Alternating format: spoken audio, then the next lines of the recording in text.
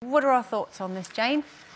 I think I'm going a bit soft in my old age because I read it and I thought it's a really good idea.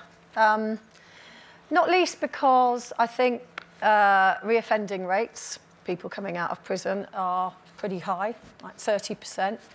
And I think ultimately something has to give and you have to say, right, OK, how do we, yes, people are punished, they're locked up for their liberty taken away from them. A lot of time per day. Some people are locked up, for more than 20 hours a day, And I just think sometimes it's a Category B prison, so...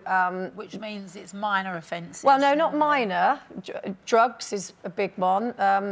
Some violent crimes, sex offences, firearms offences. I didn't realise. But you also get a lot of people on remand. Yeah. So you get a right old mixed bag in a Category I don't know B how, prison. I get what you're saying, but how would you feel if one of your children, for instance, had been the victim of one of those people? And you think, you can't help but think, that's not what you send people to prison for, is it?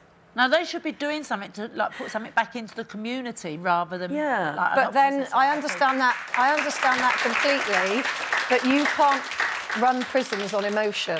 I get it. I would feel exactly the same. But you can't run prisons on emotion. And I think you have to look at the statistics, you have to look at the literacy rates. A lot of these people that end up in prison, I'm not talking about Category A here, who I basically think should be thrown away for life and life should mean life. But a lot of these prisoners, they're not born bad people, they're born into a bad society where they live. Rewarded. They end up taking drugs for whatever reason. They end up with more opportunities inside prison than outside prison. But then shouldn't that be thinking outside the box? Because what you're doing is saying, your life doesn't have to be like that.